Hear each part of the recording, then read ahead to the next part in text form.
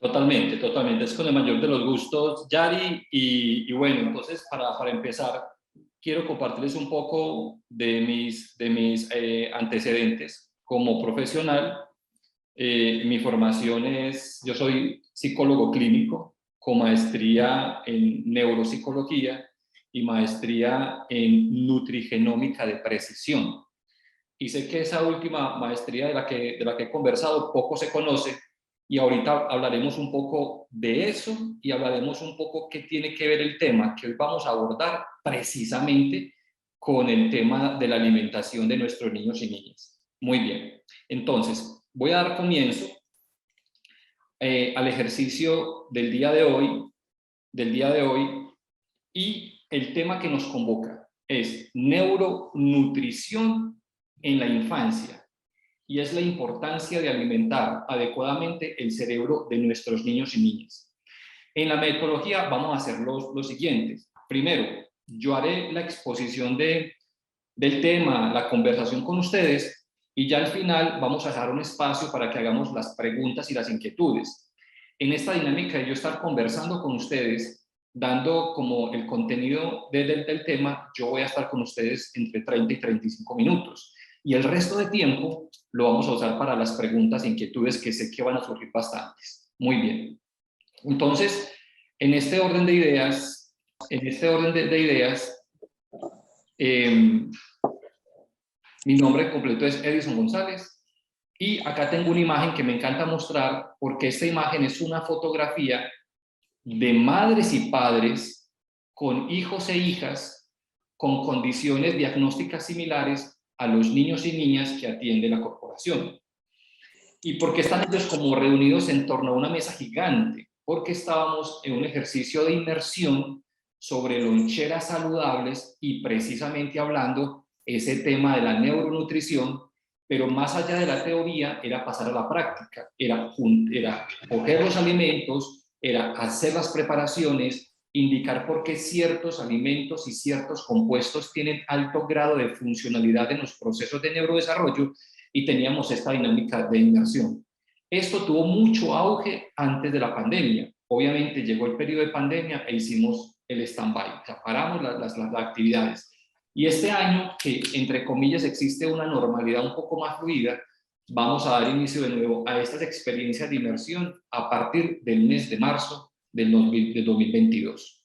Y entendiendo eso, me voy con esta imagen que aparecen los procesos de neurodesarrollo. Pero antes de hablar de eso, tenemos que explicar exactamente qué es el neurodesarrollo. Entonces, que nos pensemos así. Nosotros, humanos, por lo general los mamíferos, nosotros tenemos un sistema nervioso central y uno periférico, pero vamos a concentrarnos en el sistema nervioso central. Es el sistema que está compuesto por el cerebro, por el cerebelo, por la médula espinal, y ese sistema gigante es lo que nosotros conocemos como sistema nervioso central. ¿Cuál es la función del sistema nervioso central? Literalmente es conectarnos con el mundo. Él, a través de los sentidos, recoge una información del medio ambiente, la lleva, la procesa, y luego tenemos una respuesta frente a esos estímulos que hemos recibido del medio ambiente. Es natural que desde que nacemos el sistema nervioso es un sistema que le falta maduración, pero van pasando los días y nos damos cuenta a través de las semanas y los meses que nuestros niños y niñas van alcanzando algo llamado hitos del desarrollo. Un hito del desarrollo es una destreza o una habilidad que responde a las demandas del entorno. Por ejemplo, vamos a encontrarnos que cuando se hace la evaluación en temas del neurodesarrollo, hay 4 dimensiones grandes que se están mirando: el motor grueso, el motor fino, la audición, lenguaje y el personal social. Y cada vez que avanzan los meses, vemos que los niños en promedio van alcanzando esos hitos del desarrollo en ciertas etapas de evolución cronológica. Sin embargo, cuando ocurre que el niño o la niña va avanzando el tiempo y ciertos hitos no se están logrando, decimos que hay un proceso de ralentización. Ralentizar significa que ese desarrollo se está volviendo lento con respecto a la media. La media es que el gran número de niños y niñas en esa etapa de edad ya tienen unas habilidades y unas destrezas motoradaptativas, finoadaptativas, de audición, lenguaje y social, pero habrá niños y niñas que se van quedando atrás. Decimos, aquí hay una ralentización. Y cuando miramos que ese desarrollo va cumpliendo ciertos síntomas que se van agrupando en un síndrome, decimos, aquí posiblemente hay que evaluar y determinar si existe un posible trastorno del neurodesarrollo. En estas palabras decimos, si el neurodesarrollo es la maduración del sistema nervioso central a lo largo de la vida del sujeto, un trastorno del neurodesarrollo sería una alteración de ese desarrollo. Dato curioso, nuestro sistema nervioso y sobre todo el cerebro culmina su etapa de desarrollo a una edad promedio de los 25 años. ¿Esto qué significa? Que todos nosotros somos adultos neurológicos a partir de los 25 años. ¿Y por qué neurológico a partir de los 25 años? Porque logramos ya el 98% de las conexiones neurológicas que se iban a desarrollar. Muy bien. En ese orden de ideas nos encontramos que cuando nuestros bebés están en el vientre de sus madres, hay unos momentos históricos donde van a aparecer unas protagonistas importantes, neuronas. Y esas neuronas, que son células nerviosas y que están ubicadas principalmente en el cerebro, y escuchen este dato, principalmente en el cerebro. Digo principalmente porque hemos descubierto hoy día que hay grupos de neuronas en el estómago y grupos de neuronas ubicadas en el corazón. Pero allá no vamos a hablar de eso, vamos a concentrarnos en el tema del cerebro. Y resulta que esas neuronas, hay un momento en la cuarta semana de gestación donde literalmente aparecen un montón de neuronas, tantas neuronas que logran alcanzar 100.000 millones de neuronas. Y ese nacimiento de neuronas lo conocemos como neurogénesis. La neurogénesis es el nacimiento de las neuronas. Pero después, entre la semana 12 a la 20, ocurre algo fabuloso. Esas neuronas están muy inquietas y dicen, bueno, ¿yo para dónde voy? Y es cuando el sistema nervioso le dice, hermano, usted se me ubica en tales zonas del sistema nervioso. Ustedes se me van para la corteza prefrontal, ustedes se me van para la corteza parietal, para la corteza temporal, para la ínsula, para el hipocampo y se va regando por todo el cerebro. Ocurre que cuando llegan estas neuronas ya a los lugares que les corresponde trabajar, estas neuronas hacen algo maravilloso. Y en esa maravilla, y es que ellas empiezan a organizarse. Por ejemplo, las neuronas que se fueron para la corteza prefrontal, algunas se van a encargar de la atención focalizada, otras se van a encargar de la atención selectiva, otras se encargan de la atención dividida, otras de la atención alternante. Hay grupos de neuronas que se van para la memoria de trabajo, otras para la memoria de largo plazo, otras para la memoria contextual, para la memoria episódica, para la memoria semántica, otras se van para la coordinación ojo-mano, etcétera, etcétera, etcétera. Y después de eso, cuando estas neuronas ya se han ubicado, empieza la colita de la neurona, que se llama axón, a llenarse de una sustancia llamada mielina. Esa mielina le permite a la cola de la neurona, o sea, al axón, protegerse para que la corriente eléctrica que viaja por la neurona se dé de forma correcta. Si nos vemos aquí en la imagen que tenemos aquí abajo, nos damos cuenta que en la medida que avanza el tiempo, ese grupo de neuronas se vuelve mucho más denso. Entonces, una cosa es en la etapa de sinaptogénesis, el nacimiento de las neuronas, y otra cosa es cuando llegamos a los 6 años, a los 6 meses, a los 2 años, a los 4 años, a los 6 años, hay una densidad mucho más grande de neuronas y una conexión mucho más prolífera de esas mismas neuronas. Es así como cuando esas neuronas se van quedando atrás en la conexión o se van quedando atrás en la mielinización, van apareciendo síntomas que podrían corresponder a alguno de los trastornos del neurodesarrollo. ¿Okay? Y dentro del universo de los diagnósticos de los trastornos del neurodesarrollo, vamos a encontrar patologías clínicas como los trastornos de procesamiento sensorial, el trastorno por déficit de atención con hiperactividad, el trastorno del espectro autista, el trastorno del desarrollo intelectual, el trastorno específico del aprendizaje, el trastorno de la comunicación, los trastornos motores, los trastornos generalizados del desarrollo y los síndromes de ralentización. ¿Okay? Cuando hablamos de los trastornos del procesamiento sensorial, y es que, como decía al inicio, el cerebro a través de los sentidos capta la información del medio ambiente y tiene que procesarlo. Y un trastorno de procesamiento sensorial es una dificultad en el procesamiento de ciertos estímulos. El trastorno por déficit de atención, ya lo conocemos, es un tema que se diagnostica muy habitualmente hoy en el siglo XXI, porque tenemos más investigación sobre esta patología clínica.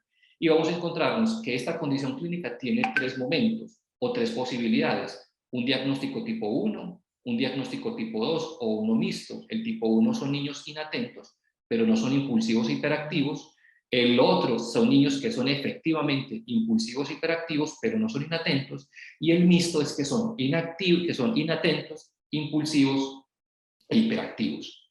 En este orden de ideas, con el trastorno del espectro autista, es una condición donde se ralentizan factores en el desarrollo de la cognición social, factores a veces del lenguaje y en algunos niños en el tema del aprendizaje.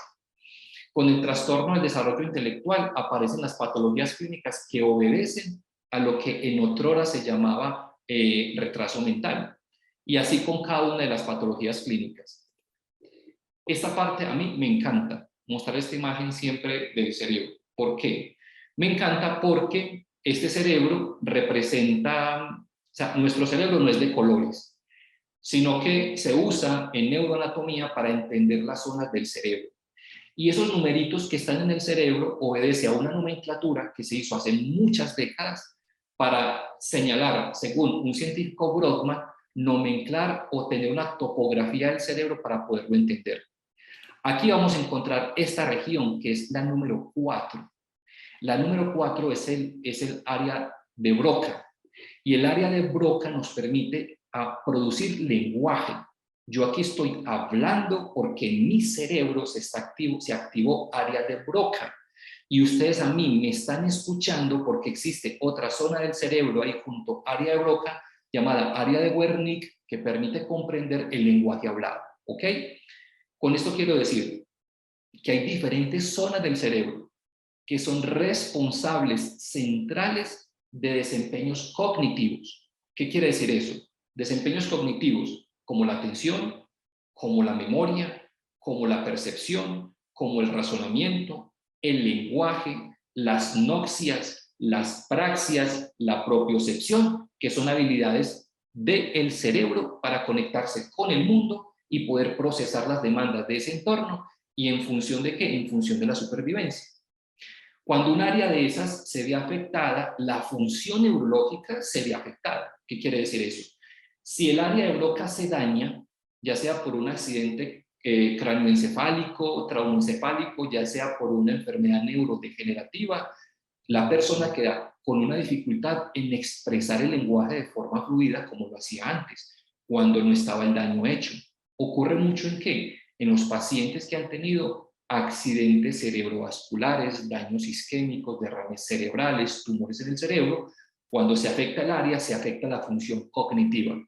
Es gracias a eso que nos hemos dado cuenta que ciertas afecciones en ciertas áreas alteran la función del sujeto. Y en nuestros niños, ciertas áreas del cerebro que no se han desarrollado en los momentos oportunos, o sea, en los márgenes de tiempo estadístico, según la media, decimos, aquí está pasando algo en el neurodesarrollo y vemos una alteración. En esta otra imagen vamos a encontrar el fenómeno de la sinaptogénesis, que la sinaptogénesis es la conexión entre una neurona y otra para intercambiar información. Eso es la sinaptogénesis, la conexión entre dos neuronas para intercambiar información. Si se dan cuenta, la neurona tiene esta formita. Esta es la neurona típica, no es la única forma, hay otras formas de neuronas, pero vamos a concentrarnos en esta. Aquí encontramos una cola larga que se llama axón y literalmente la neurona es eléctrica. Viaja un pulso eléctrico a través de la neurona, viaja a través del axón y se extiende abajo y llega aquí cerca a la otra y activa unos botoncitos, unas vesículas, y sueltan algo llamado neurotransmisores. Ese neurotransmisor, que es una sustancia química, viaja hasta la otra neurona, esa neurona recoge esa sustancia química, la interpreta, la convierte en corriente eléctrica y repite la información una y otra vez con otras neuronas en fracción de milisegundos. El hecho de que yo esté hablando y que tenga un lenguaje y ese lenguaje está rico de palabras es porque mi cerebro en fracciones de milisegundos está cogiendo cada palabra almacenada en mi memoria y las junta formando oraciones. Eso lo hacemos todos nosotros. Cuando ustedes se paran de la cama, apenas se despiertan, grupos de neuronas de la corteza parietal activan la corteza premotora y la corteza somatosensorial para que usted se disponga a sentarse en la cama y luego pararse y empezar a caminar.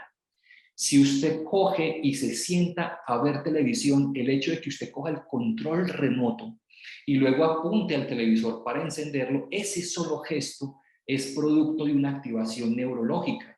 El hecho de que usted decida ver un programa de televisión X, eso obedece a una función neurológica.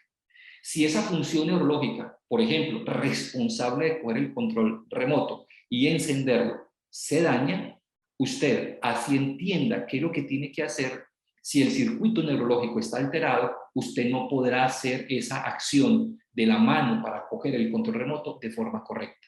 Es lo que llamaremos una apraxia. Una apraxia es una alteración de una habilidad motora que usted ya había tenido, pero por algún daño se alteró y por tanto la habilidad o se perdió o se ve alterada. Y en nuestros niños no se llaman apraxias, sino dispraxias del desarrollo. ¿Qué son las dispraxias en los niños? Son niños que a ciertas edades las habilidades motoras que a cierta edad tuvieron que adquirir no se están desarrollando de forma correcta o de forma adecuada. Un ejemplo, con respecto a los niños que llegaron a edad escolar, están en tercero de primaria, cuarto de primaria, tienen muy buena educación, muy buen colegio, tienen una muy buena familia, se nutren bien, son muy inteligentes, pero se les dificulta aprender a leer, a escribir y los cálculos matemáticos. Cuando decimos de que se les dificulta aprender a leer, es que el cerebro no es capaz de decodificar el código escrito, o sea, el texto escrito. Y cuando después de una evaluación se llega a la conclusión que es una dislexia, precisamente la dislexia es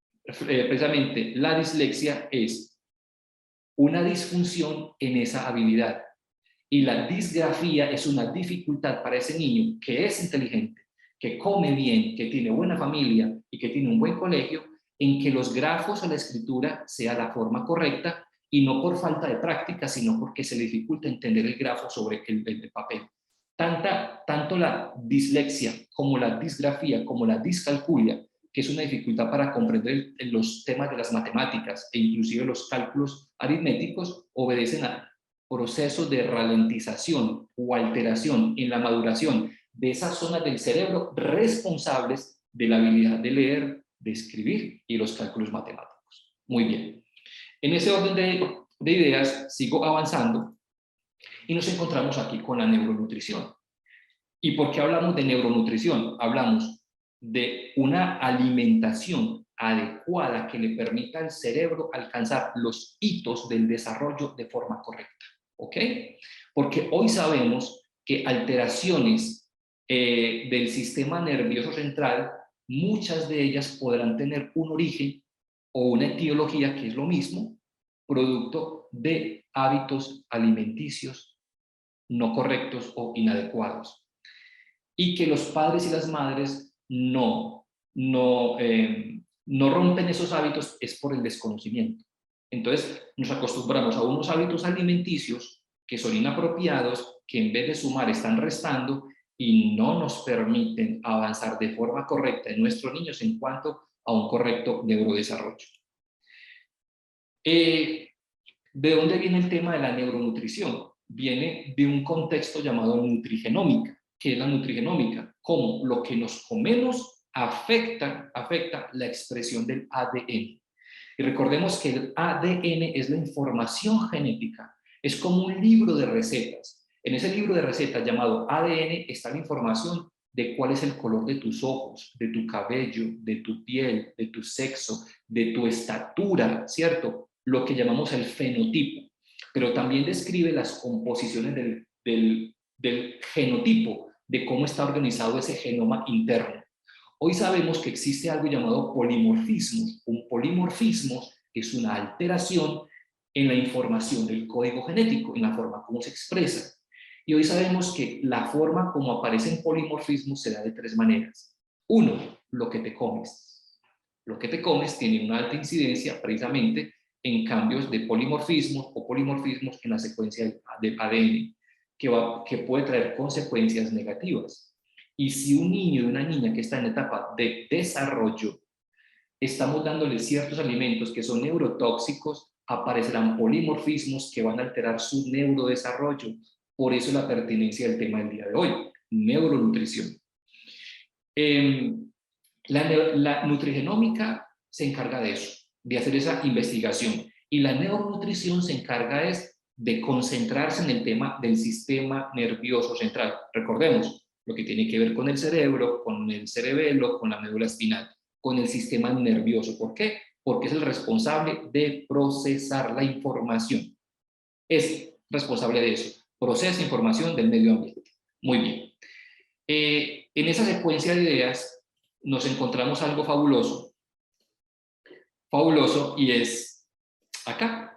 Hoy les mencionaba a ustedes que era un polimorfismo, es una alteración, y eso va a depender mucho de lo que nos comemos, primero. Segundo, del estilo de vida, de los hábitos que tengas a nivel deportivo, a nivel de la actividad física, de la actividad recreativa, de la estimulación sensorial, de la estimulación neurocognitiva, etc. Y también va a depender en gran medida del medio ambiente. Van a haber factores ambientales que pueden ser perjudiciales precisamente para ese correcto neurodesarrollo. Aquí nos vamos a esta tabla que me fascina mucho, porque esto nos da como una luz, porque sé que, y lo digo por los pacientes que he tenido, que me dicen, no, es que si yo consumo ese producto, pues yo no creo que me cause un daño a nivel de polimorfismo, porque es que toda la vida lo he consumido y no me ha pasado nada, por eso mi hijo consume ese mismo producto, porque creo que nunca le va a pasar nada. Entonces les quiero contar un poquito que hay cosas que nos comemos que son malas y que hay daños que usted ya generó a lo largo de su vida de consumir X productos, pero que tal vez a usted no le esté pasando factura ahora, pero sí le va a pasar factura cuando aborde la tercera edad. Y lo digo por pacientes que tengo, precisamente de la tercera edad, que ya tienen alteraciones de funciones cognitivas. ¿Qué pasa si yo en la dieta yo no estoy consumiendo correctamente vitamina E, vitamina B y carotenoides? Yo tengo una prevalencia grande a tener enfermedades cardiovasculares. ¿Qué pasa si una mamá en gestación no consume los suficientes folatos? El tubo neural, donde se desarrolla el sistema nervioso del niño y la niña durante la etapa embrionaria, se puede ver alterado. Y esa alteración posiblemente podría generar una alteración del neurodesarrollo, concursando en alguna patología que hablamos ahorita. ¿Qué pasa si existe una deficiencia de la vitamina E? Que hay una alta propensión de la disminución de la masa ósea y por consiguiente de fracturas.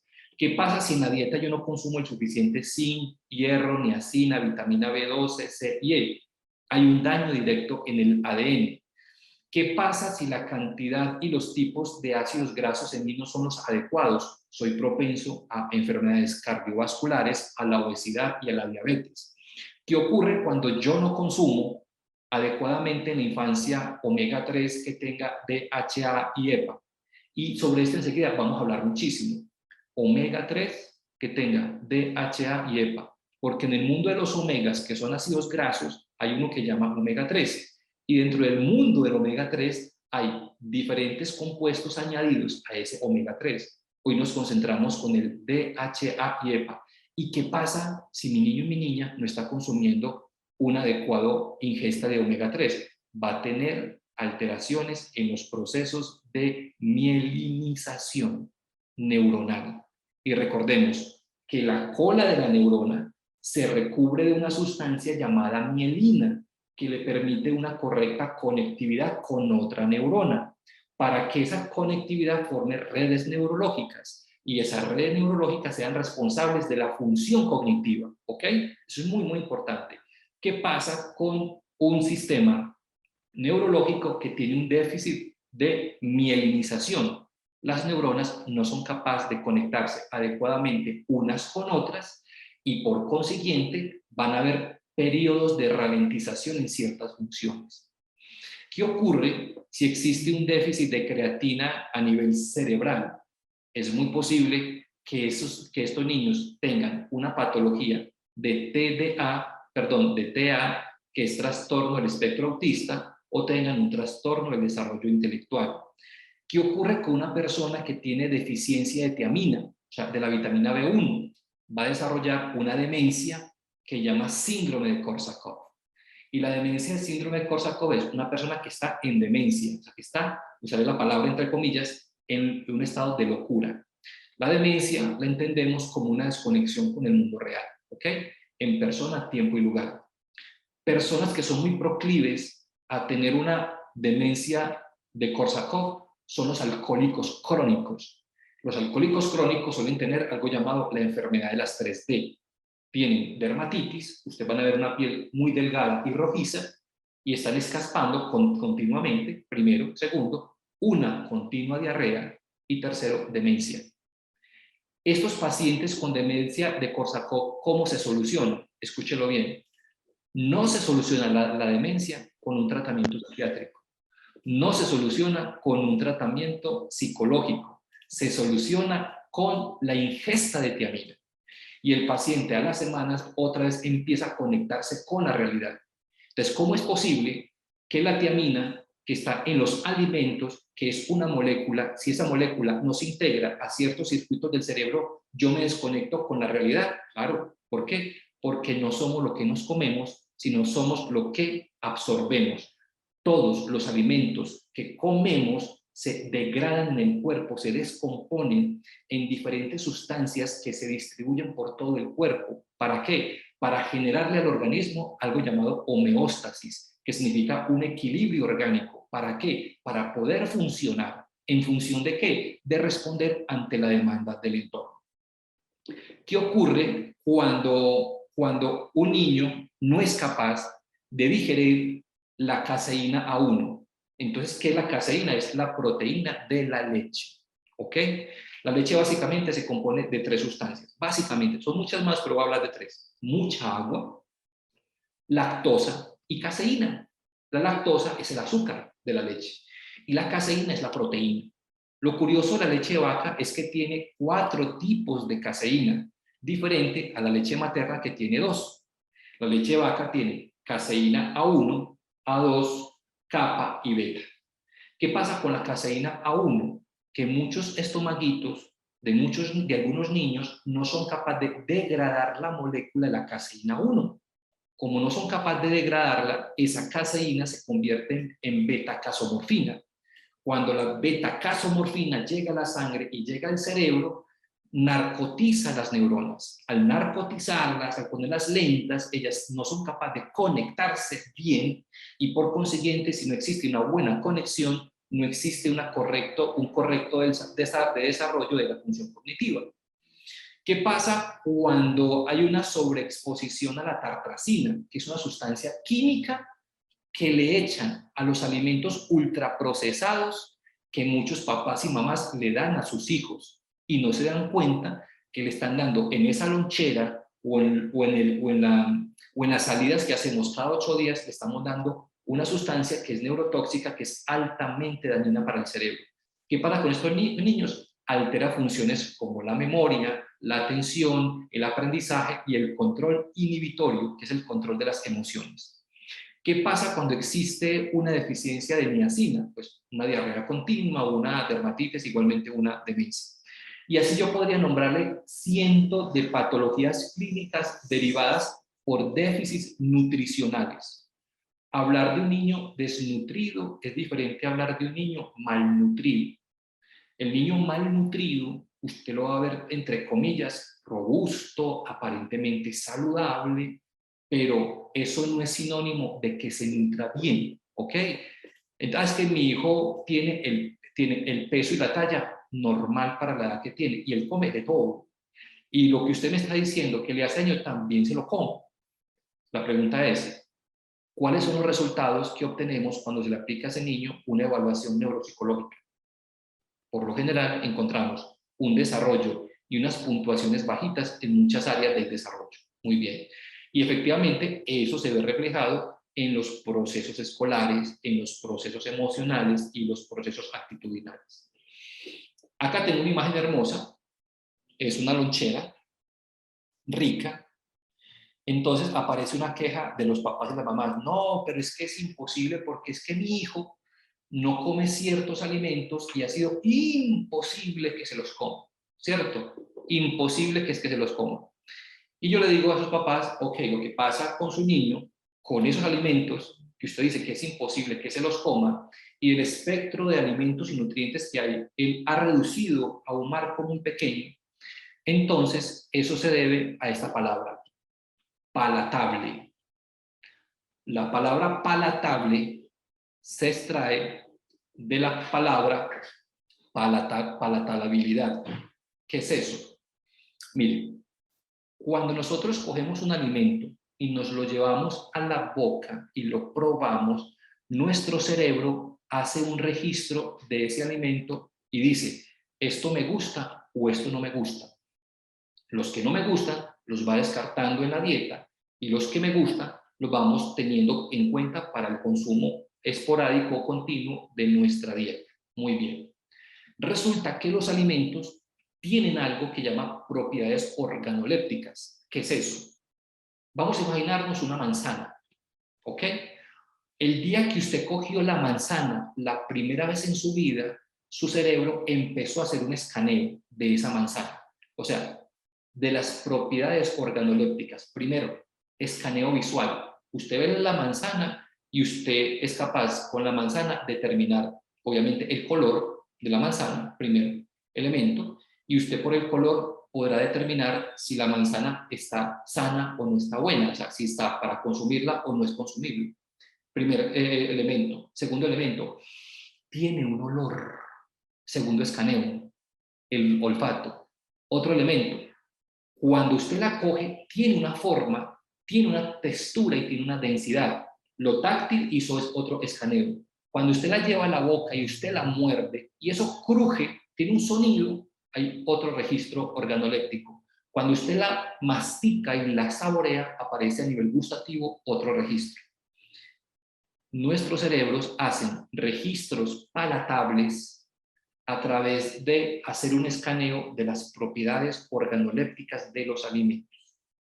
Y cuando yo hago eso, yo estoy determinando de ese alimento precisamente el sabor, la textura, el aroma, el color, la temperatura, y cuando la muerdo, la mastico, estoy determinando los sabores, si es dulce, salado, amargo, ácido, umami, pero también defino la textura, si es viscosa, si tiene un grosor, una dureza o una rigidez, y también el aroma, si eso es floral, es leñoso, frutal, si es químico, mentolado, dulce, ahumado, cítrico o está podrido, ¿ok? Y cuando eso ocurre, usted dice, wow, ya registré este alimento, yo me gustó, o escuchen esto, me gustó como mis sentidos generaron ese registro en mi cerebro y eso genera en mí una huella palativa donde yo siento y digo, wow, esto me encanta, esto me gusta mucho. Lo incorporo a mi lista de alimentos favoritos. Todos nuestros niños a muy temprana edad hacen eso. Todos nosotros, todos, hacemos escaneos de los alimentos a través de los sentidos. Escuchen eso que es muy interesante. Y segundo, a partir de ese escaneo lo incorporamos consciente o inconscientemente a un listado de alimentos que nos gustan para seguir consumiendo. Me han hecho una pregunta, es que usted no mencionó el picante como un sabor, y es que el picante no es un sabor, sino que es una sensación de dolor, ¿ok? Exacto, el picante no es un sabor picante, sino que es una sensación de dolor que lo conectamos con el tema del picante. Muy bien.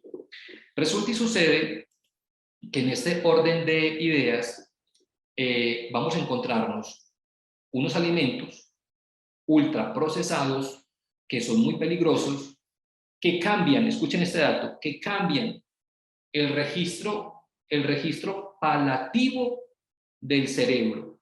Y recordemos que el registro palativo es qué alimentos me gustan y qué alimentos no me gustan. Y que yo aprendí eso a través de la experiencia. ¿Cómo? Acercándome a ese alimento, consumiéndolo, oliéndolo, escuchándolo, tocándolo. Llegué yo a decir, ah, esto me gusta, muy bien. Resulta que la industria de los alimentos ultraprocesados coge a los alimentos y les hace unas mezclas. Esos alimentos ultraprocesados les echa unas sustancias que no suelen ser buenas y suelen ser muy dañinas. Y las reconocemos como los alimentos que hacen parte del grupo 3, de los alimentos que se procesan. En el mundo y en la industria de los alimentos vamos a encontrar básicamente 3 grupos: el grupo 1, el grupo 2 y el grupo 3.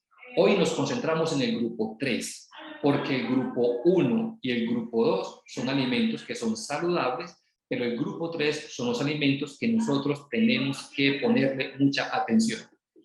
Y en ese orden de ideas vamos a encontrarnos esto: alimentos altamente nocivos, tiene que ver con toda la dulcería, tiene que ver con todos los refrescos, tiene que ver con todos los productos ultraprocesados. Y aquí vamos a hacer un pequeño listado, ¿ok? Acá pongo unas fotos. Esto nocivo y negativo, ahora les explico por qué. Altamente perjudicial a nosotros.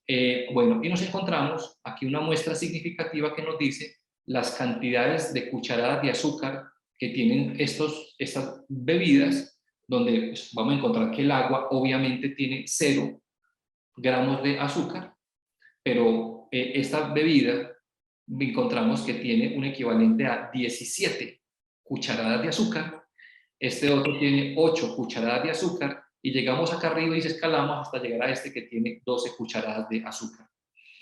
¿Y por qué los altos niveles de azúcar son perjudiciables o son dañinos? Porque a nosotros nos dice la Organización Mundial de la Salud que supuestamente nuestros niños y niñas que están en etapa de desarrollo máximo tienen que estar consumiendo al día 5 cucharaditas de azúcar diarias, equivalentes a 25 gramos de azúcar. Los adultos, como ustedes y como yo, supuestamente estaríamos consumiendo idealmente 12 cucharadas de azúcar, que equivalen a 50 gramos de azúcar. Y cuando hablamos de cucharadas de azúcar es para entender una unidad de medida. Esto no significa que vamos a ir a la alacena y a coger el tarro de azúcar y sacar las 5 cucharaditas para mi niño diario o las 12 cucharaditas para mi diario. No, estamos hablando del azúcar en total. Y resulta que nuestro sistema nervioso, nuestro cerebro, necesita altos contenidos de glucosa. Pero esa glucosa la obtiene a través de los alimentos. ¿Qué quiere decir eso? Cuando usted come arroz, el cuerpo digiere el arroz y lo convierte en glucosa, en una forma de azúcar. Cuando usted se come un banano, se come una mandarina, se come una naranja, ¿cierto? Esa fruta tiene un azúcar llamada fructuosa que se convierte en glucosa y hace parte del cuerpo y del metabolismo. Cuando hablamos de los porcentajes de azúcar, hablamos de porcentajes de azúcar que están inmersos en los alimentos en general. Una invitación que yo siempre hago, pero es muy complicado incorporarla a la dieta cotidiana, es que todos los alimentos que nosotros consumimos y eso que nosotros llamamos sobremesa, que es el líquido que nos acompaña a los alimentos, ojalá siempre sea agua, siempre sea agua. Y siempre aparece, pero ¿cómo así? Es que entonces, ¿dónde quedan los juguitos? ¿Dónde quedan los refrescos? Agua. ¿Y por qué agua? Porque es que la ingesta de azúcar yo lo estoy obteniendo a través del pan que me estoy comiendo, de la arepa que me estoy comiendo, lo estoy obteniendo del arroz, de los frijoles, de la papa, de la yuca, etcétera, que yo estoy comiendo, a través de las pastas que yo me estoy comiendo y de las frutas y de la ensalada que yo estoy ingiriendo. Ahí están los niveles de azúcar que el cuerpo necesita. Ok.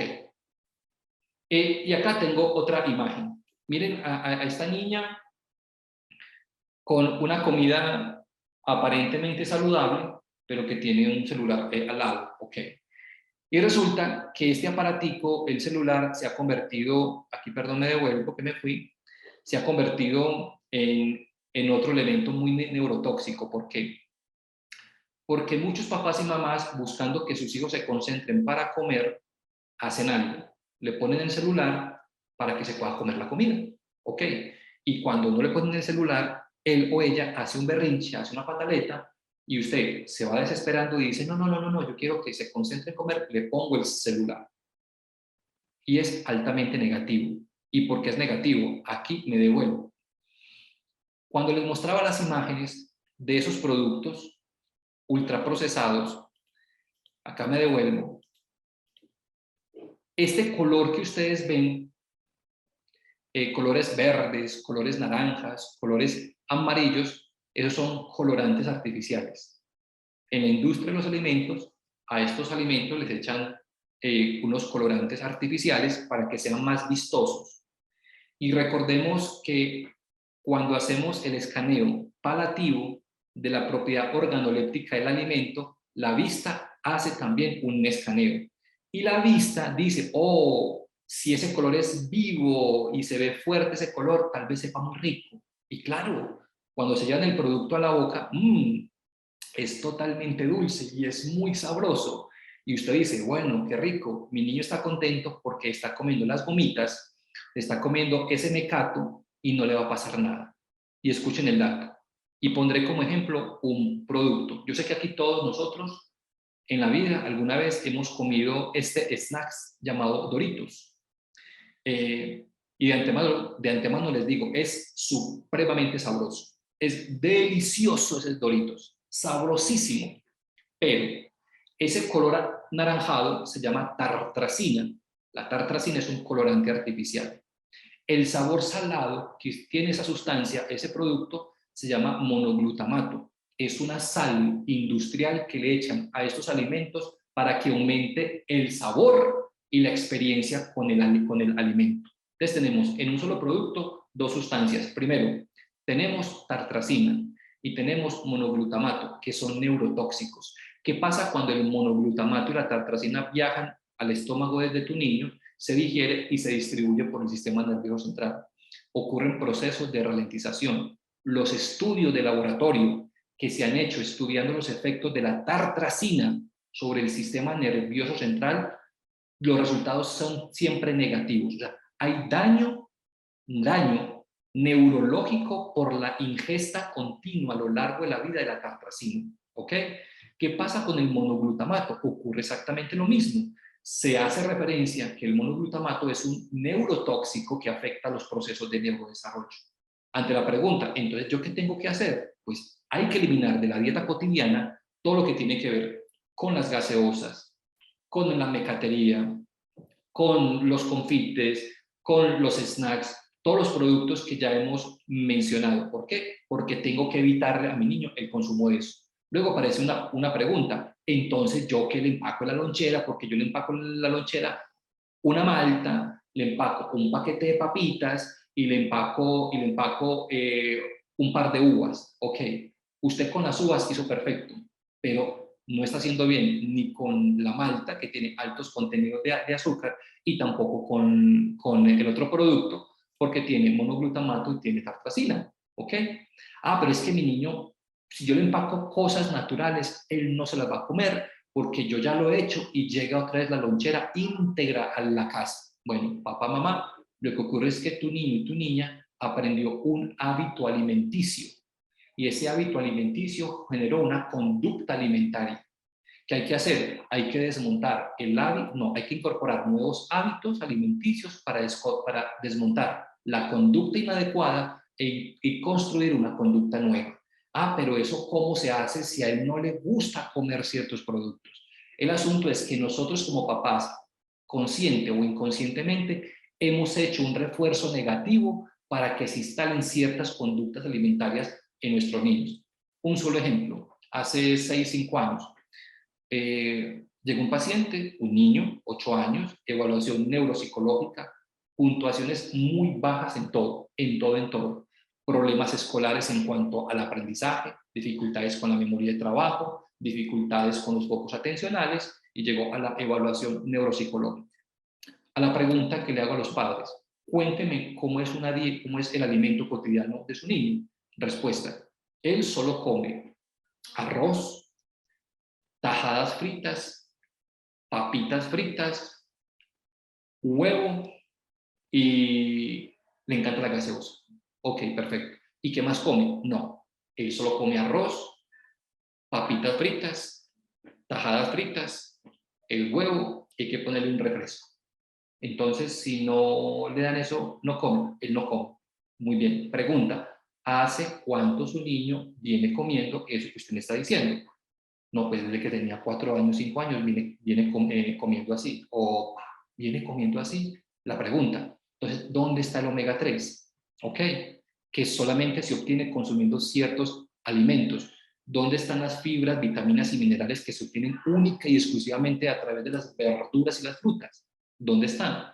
Claro, esos déficits que encontramos en este niño era producto de eso. ¿Por qué? Porque cuando hicimos cambios drásticos en la alimentación, que no fue fácil, les digo que no fue fácil, que demandó tiempo, solo eso con el tiempo, cuando hubo los cambios reales, empezaron a ocurrir cambios en ese niño en cuanto a los procesos de aprendizaje, atención, memoria, percepción, razonamiento. Pero era ¿por qué? El problema del niño no era un problema de actitud frente a no querer estudiar o aprender. A ese niño no le servía un regaño, no le servía una pela o no le servía una sanción. ¿Qué le tenía que servir? Un cambio en los hábitos alimenticios, porque era un cerebro ralentizado que no tenía los suficientes nutrientes para poderse conectar de la manera correcta. Ok, acá sigo bajando en la imagen y vuelvo con el tema del celular. ¿Por qué el celular no mientras nuestros hijos comen? Primero, cuando un niño se sienta a comer con un celular en la mano, resulta que el celular le genera mayor placer. Eso le genera algo que llama registro hedonista. Lo hedonista es que yo disfruto con eso, mucho, lo disfruto mucho. Resulta que él encuentra que el celular tiene un efecto más grande placentero que estar comiendo. Cuando él come con su celular en la mano, él no está concentrado en hacer un correcto registro palativo de ese alimento. ¿Ok? O sea, su alimentación no es consciente. Y al no ser consciente, ese niño está comiendo, no va a comer las porciones que tiene que comer, no va a comer bien. Y usted dice, no, es que se me comió todo el platico, se me comió toda la comida. El problema es que cuando no hay celular, es él cómo va a comer. ¿Ok? Él cómo va a comer. Y usted le está generando un aprendizaje inadecuado. ¿Cuál es el aprendizaje? La comida asociada al estímulo del celular. Ese celular hay que quitarlo de la mesa, quitarlo de las comidas, y hay que crearle el hábito, porque el hecho de que tenga al lado un celular para comer es porque se le enseñó un hábito. Y nosotros los adultos, consciente o inconscientemente, reforzamos cada día ese hábito. ¿Cómo?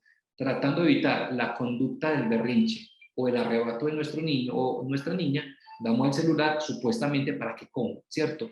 Pero es totalmente inadecuado, inadecuado. Muy bien. Acá sigo avanzando y quiero llegar a esta imagen para empezar con las preguntas e inquietudes. Y este es un ejercicio de inmersión que hicimos hace muchos años con personas. Si ven, se están vendando los ojos, porque era precisamente haciendo un ejercicio del registro organoléptico de los alimentos a nivel sensorial, pero privando la vista, para identificar cómo cambiaba el registro palativo. Aquí en esta experiencia habían personas con diferentes, llegaron por diferentes motivos, pero todo coincidía en torno en cómo nos alimentamos. Muy bien. Ahora aquí el escenario para las preguntas y las inquietudes. Acá tengo el chat, estoy mirando, acá nos saludan y nos dicen, ya se han identificado efectos muy negativos de la tartracina. ¿Por qué la siguen usando aquí en Colombia? Sandra, excelente pregunta, muy buena. Y la respuesta es la siguiente. Hace poco salió la ley contra el asbesto, ¿se acuerdan? Una ley que dice que los productos que tienen asbesto con el tiempo degradan ciertas partículas que son cancerígenas y hay evidencia clínica, científica demostrable que el asbesto es cancerígeno, ¿ok? Esa ley se aprobó, si no estoy mal, hace 2 años o 3 años, si mucho. La pregunta es, ¿por qué si en Colombia se aprobó hace 3 años, en Canadá se aprobó hace 20 años? ¿Ok? Y claro, tiene que ver con con temas económicos. El hecho de que en Colombia se trabaje con tartrazina es por un tema, tiene que haber un debate político, tiene que haber un debate legal fuerte, y eso no va a pasar ahora. Ahora, como no va a pasar, la única persona que toma la decisión si tu niño o no come esas sustancias somos nosotros, los papás y mamás. ¿Por qué? Porque somos los que decidimos qué van a comer ellos. Muy bien. Acá nos dice también Sandra, un niño que no puede metabolizar la caseína es algo que queda de por vida y qué impacto tiene en el organismo cuando no se consume. Muy bien. Entonces, ¿qué pasa? Cuando a un niño se identifica que efectivamente no digiere bien la caseína, se inicia un proceso de eliminación de la caseína de forma programada y gradual, mirando cómo reacciona el organismo al eliminar esta caseína, ¿cierto? Y ver si dentro de esa dieta de eliminación hay que eliminar otros compuestos que puedan mejorar clínicamente el síntoma. Muy bien. ¿El triglicérido tiene también tartracina? Sí, tiene mucha tartracina y también tiene tartracina esos cubitos de caldo de gallina. Y ese sabor tan rico y salado que tienen los caldos de gallina es monoglutamato. Ok, muy bien. Ok, acá nos dice Cristina, dice, el monoglutamato monosódico es lo que vuelve adicto a alimentos como el arroz chili. Sí, señora, efectivamente. ¿Por qué? Porque eso aumenta el sabor y la experiencia con el alimento. Nos dice Liliana, en ocasiones uno quiere comer dulce, una chocolatina, ¿estaría bien o qué se puede comer? Liliana, muy buena pregunta esa. Y la respuesta es la siguiente. El hecho de que tengamos ya una dieta de eliminación y que acostumbremos a nuestros hijos a unos hábitos alimenticios, esto no quita que de vez en cuando, 2 veces al mes, ustedes se den, como dicen, se den la posibilidad de probar esos alimentos, ¿cierto? Haz que me fui a comer unos pasteles y a tomar un helado bien rico, eso no hay problema y no tendrá ningún efecto negativo. Lo negativo es cuando estos hábitos son cotidianos y frecuentes. ¿Qué cosa? El consumo de estas sustancias o alimentos que hemos hablado el día de hoy. Dice acá, Dixon dice, un niño de 8 años que aún no comprende los contenidos escritos, no aprende a leer y permanece mucho en el celular y videojuegos. ¿Qué hacer allí? Gracias. Muy bien. Lo primero es determinar desde la neuropsicología cómo está el desarrollo del sistema nervioso en el niño. O sea, una evaluación neuropsicológica, primer paso. Segundo paso, con los resultados ya aparecen las recomendaciones. Si las recomendaciones son de nuevos hábitos, pues habrán recomendaciones de hábitos. Si las recomendaciones tienen que ver con la alimentación, también. Y también aparecen alertas que nos dará el informe neuropsicológico para hacer orientaciones mucho más precisas. Nos dice Gilmer, dice, se habla que la madurez neuronal llega a los 25 años. ¿Qué pasa entonces con nuestros niños adultos que ya tienen más de 25? Ya la alimentación no puede mejorar su diagnóstico. Muy buena pregunta, muy buena pregunta. Entonces, el desarrollo neurológico hasta los 25 años y todo lo que hagamos a nivel educativo, nutricional, etcétera, hasta esa etapa, genial. Posterior a eso, claro que se puede mejorar funciones cognitivas cuando somos capaces de detectar qué puntuación está débil. El día de hoy no era el tema de la neuroestimulación cognitiva, que es otro tema, que en la neuroestimulación, que es una acción que sigue posterior a una evaluación neuropsicológica, se busca en los niños potenciar funciones que no se han desarrollado y en los adultos es rehabilitar funciones que se han venido perdiendo. Entonces, en cuanto a la estimulación cognitiva, hemos tenido registro y evidencia del alto impacto que tiene este tipo de actividades en mejorar las funciones cognitivas que han venido bajando por los hábitos alimenticios. Nos dice Juan, ¿qué recomienda para alimentar semanalmente a nuestros niños? Bueno, básicamente. Y lo digo por mis hijos. Tengo hijos pequeños, tengo 3 hijos, uno ya adulto, dos pequeños. En la dieta cotidiana en nuestra casa, todo lo que nos consumimos líquido en el almuerzo y en la cena es agua. Va a ver que son grandes porciones de ensalada, son una porción pequeña, voy a hablar de porciones, 25% del plato carbohidratos, 25% del plato la proteína y el 50% del plato en ensalada. Eso acompañado con un vaso con agua. Perfecto, ¿cierto? Pero eso que hemos logrado ha sido gracias a que hemos construido un hábito alimenticio. Ya, los niños cuando incorporan estos hábitos y están solos en contextos donde usted no está vigilando qué come, esos niños se autorregulan, solos. Y van a la fiesta y le ofrecen un refresco y dicen, no, denme un vaso con agua. Y lo hacen ellos autónomamente. ¿Por qué? Porque se construyó un hábito en ellos. Muy bien. Nos dice de Cristina que puede recomendar para niños con bajo tono muscular. Bueno, ahí habría que mirar exactamente qué pasa con el niño. Cuando hablamos de tono muscular es si los percentiles de desarrollo en cuanto al peso y la talla no son correctos para poder mirar. Y hay que mirar ahí, Cristina, cómo es el registro palativo del niño en cuanto a la alimentación, si es que la ingesta de ciertos alimentos no los hace de forma correcta, que le genere esa masa que necesita, ¿cierto? Ahí habría que mirar bien clínicamente qué puede estar pasando. Y lo último es, acá, sé que los aceites son malos porque contienen vitamina B6. Es verdad que el aceite de girasol o de oliva sí son buenos para consumir. Mi recomendación, aceite de oliva y aceite de aguacate en la dieta. Oliva y aguacate. Muy bien. Y quiero cerrar con Nelson, que nos dice qué pasa con la parva. Con la parva, pasteles, rollos, panes de todo tipo, ¿son malos? Ok.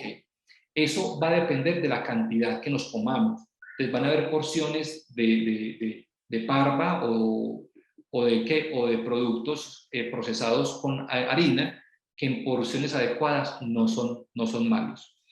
De las fotografías que yo les mostraba, yo acá tengo la información con los teléfonos. Nosotros vamos a hacer otro ejercicio de cocina, como las vieron en las fotos, con padres de familia en el mes de marzo de este año, ¿ok? De este año. Los que estén interesados en participar, ahí está el número de contacto para que les den la información del evento, cuándo va a ser, dónde va a ser, en qué consiste, y es una experiencia maravillosa, donde uno pasa de la teoría a la práctica, se unta de comida, uno fabrica la lonchera según las indicaciones, uno prueba esas loncheras allá mismo y es un deleite espectacular. Es un ejercicio que dura entre 2 horas, 2 horas y media y se lo recomiendo bastante. Muy bien. Entonces, por hoy vamos a dejar la experiencia que hemos hecho. Me encanta mucho haber participado de este encuentro. Ha sido muy grato, muy grato, muy grato. Reitero, muchas gracias a la Corporación Inclusión Sin Límites. Muchas gracias, María Yari, a la invitación que me haces el día de hoy. Estaré atento a otras invitaciones. Lo voy dejando porque tengo ya en espera pacientes que me están llegando. Les envío un abrazo muy grande y muchas gracias. Muchísimas Doctor, gracias muchísimas gracias, muchas bendiciones y seguimos en contacto con usted porque este tema de verdad que nos interesa muchísimo para la evolución de nuestros niños. Muchas gracias, Dios lo bendiga. Es con el mayor de los gustos. Un abrazo gigante. Chao, chao. Hasta luego. Hasta luego.